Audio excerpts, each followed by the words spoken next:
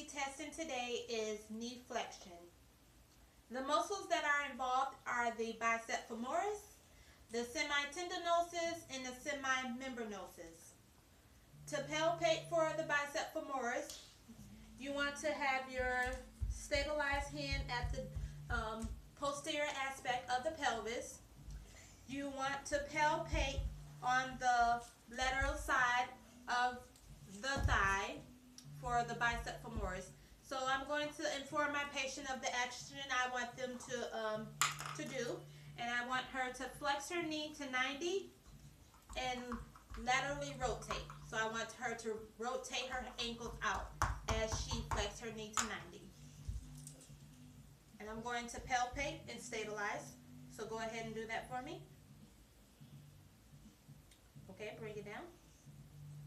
And since she's able to do that, she's a 3 out of 5. So now I'm going to have her go into that same position, and I'm going to apply resistance at the distal end of her leg. So go ahead and bring your leg back up to 90 and rotate it out. Your ankles out. So I'm going to apply resistance, and do not let me push you out. Okay? Since she's able to do that, she's a 5 out of 5. She's normal. So now I'm going to palpate for the semitendinosus and the semimembranous. So for this action, I'm going to continue to have her landing prone. I'm going to stabilize again at the posterior aspect of her pelvis, and I'm going to palpate now on the medial aspect of her thigh.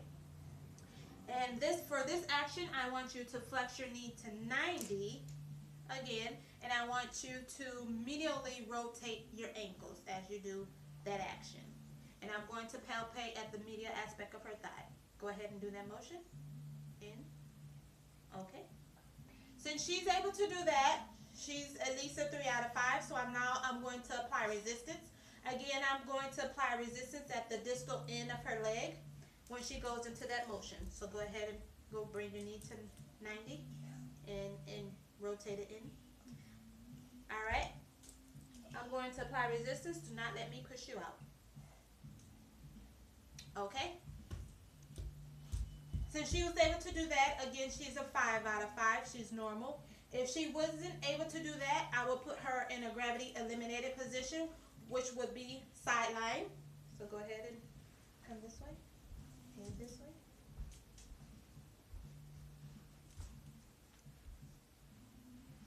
And I'm going to have her sideline, her lower extremity straight.